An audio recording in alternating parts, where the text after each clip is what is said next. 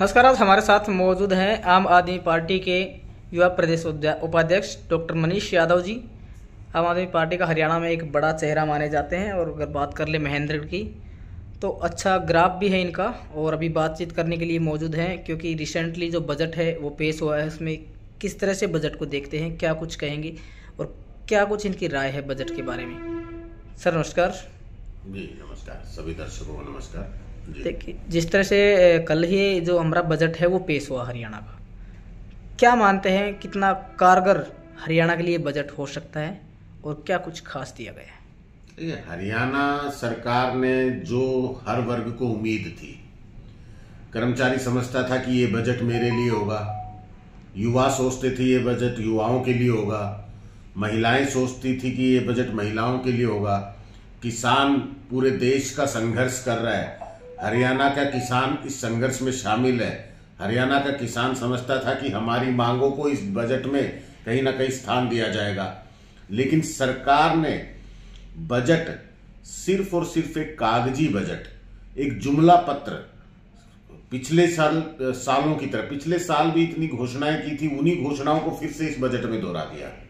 वही budget same का same उठाया और अब ले आए, यानी एक साल में कुछ नहीं किया, अब उन्हीं चीजों को दोबारा दोहराया जा रहा है। बल्कि सरकार के ऊपर जो कर्जा है वो और बढ़ा दिया गया है।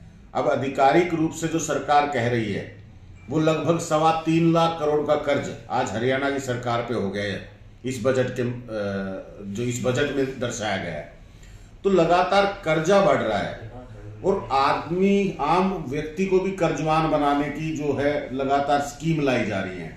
इस पूरे बजट के अंदर आपने देखा होगा कि मनोहर लाल जी ये कहते नजर आए हैं कि हम इस तरह से लोन देंगे, उस तरह से लोन देंगे, इसमें इतना लोन देंगे, उसमें उतना लोन देंगे, यानी हर किसी को कर्जवान ही बनाएंगे। कर्जे पे पैसा उठाया और आम व्यक्ति को भी कर्जवान बनाना है।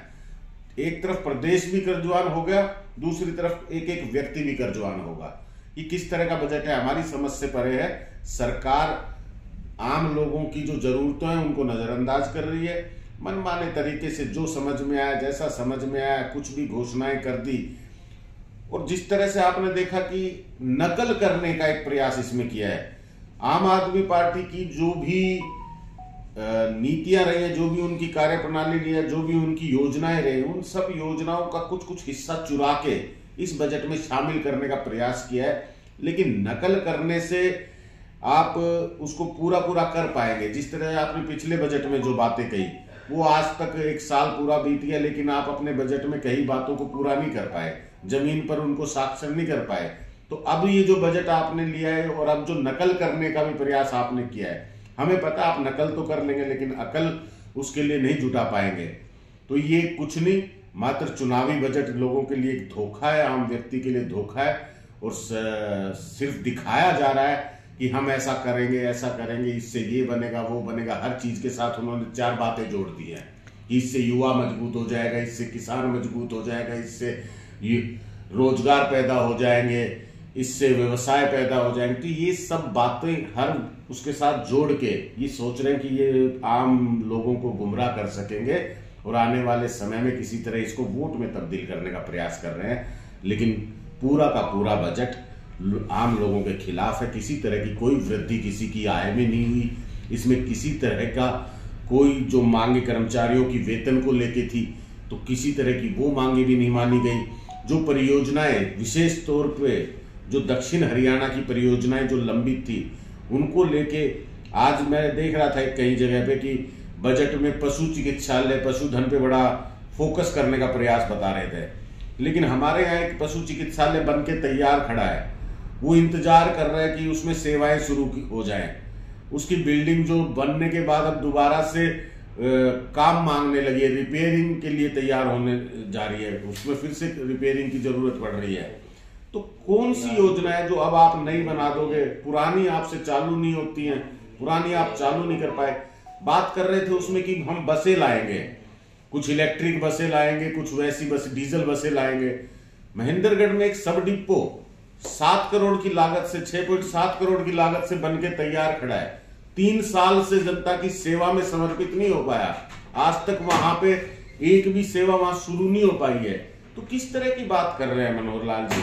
ये सिर्फ और सिर्फ लुभाने का प्रयास है, जुमलेबाजी है।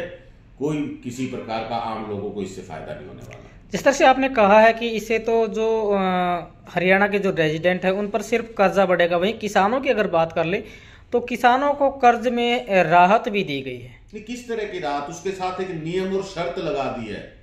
सरकार ने कहा है कि किसानों का जो कर्ज है उस कर्ज के ऊपर जो इंटरेस्ट लगा है, जो ब्याज लगा है, उस ब्याज को हम माफ कर देंगे, लेकिन वो भी तब जब वो अपना लिया हुआ कर्ज 31 मई तक जमा कराएगा। तो अब 31 मई तक वो आप प्रतिबद्ध कर रहे हो किसान अपना कर्जा चुकाए और आप ये जो ब्याज है वो खत्म कर देंगे। तो सरकार से मैं गुजारिश भी करूंगा कि 31 मई को ये रिपोर्ट भी पेश करें कि आपके इस कड़े नियम से कितने किसानों को फायदा हो पाया, कितने किसान इसका फायदा ले पाए। चलिए दूसरी तरफ बात कर ले तो महेंद्रगढ़ विधानसभा से आप चुनाव भी लड़ने वाले और महेंद्रगढ़ को बजट में कुछ भी नहीं दिया गया है, तो क्या कहेंगे? बिल्कुल, महेंद्रगढ़ की जो अधूरी परियोजनाएं हैं उनके बारे में कोई चर्चा नहीं हुई है कि उनको भी कोई बजट देके स्टार्ट किया जा सकता है। जो कि हमारा मेडिकल कॉलेज है वो 2022 में शुरू हो जाना था, वो आज बजट का इंतजार कर रहा था कि उसको कहीं बजट मिलेगा और वो अपना उसका काम पूरा हो सकेगा और जनता के लिए सेवाएं शुरू हो सकेंगी। वहां कोई किसी तरह का कोई बजट नहीं। IMT खुडाना जो 2019 से लंबित पड़ी है उसके लिए कोई विशेष बजट का अनाउंसमेंट नहीं हुआ।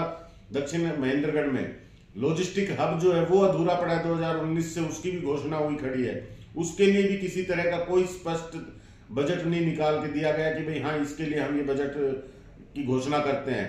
यहाँ पे कि एक स्टेडियम की मांग लंबे अरसे से महेंद्रगढ़ जिले, यहाँ के युवा जो है, जो खिलाड़ी हैं, जो खेल की भावना रखते हैं, एक जिले में एक जिले स्तर का स्टेडियम होना चाहिए, उसकी मांग है, वो भी कोई परियोजनाओं में शामिल नहीं है।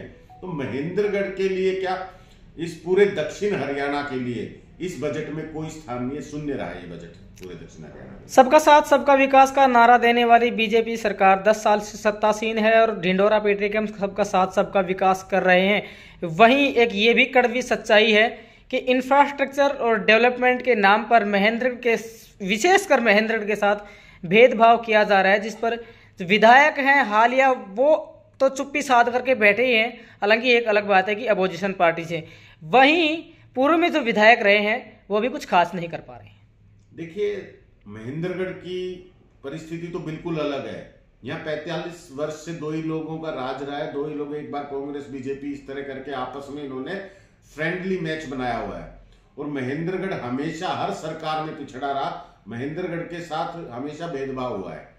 ये नाकाबिल व्यक्ति हैं, कभी वोट लेने के बाद, बड़े बड़े पदों पे जाने के बाद इन्होंने कभी कुछ नहीं किया। तो आज वो जो बहाना है कि विपक्ष में हूं, आज तो मैं जीत नहीं पाया, दूसरा कहता है मैं जीत गया तो मेरी सरकार नहीं है, तो ये बहाना है।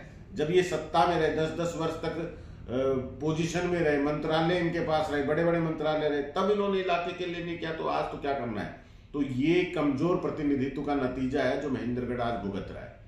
बहुत बहुत धन्यवाद जी। हमारे साथ मौजूद है डॉक्टर मनीष। महेंद्र को जरूरत है एक अच्छे विकल्प की, और वो अच्छा विकल्प कौन होगा अगला विधायक, और क्या कुछ बजट में दिया गया, इसके बारे में विस्तार से चर्चा की गई। लेकिन सौ बात की एक बात हम कहना चाहेंगे कि महेंद्रगढ़ के साथ भेदभाव पहले की सरकारों में भी होता रहा था, आज की सरकार में भी हो रहा है।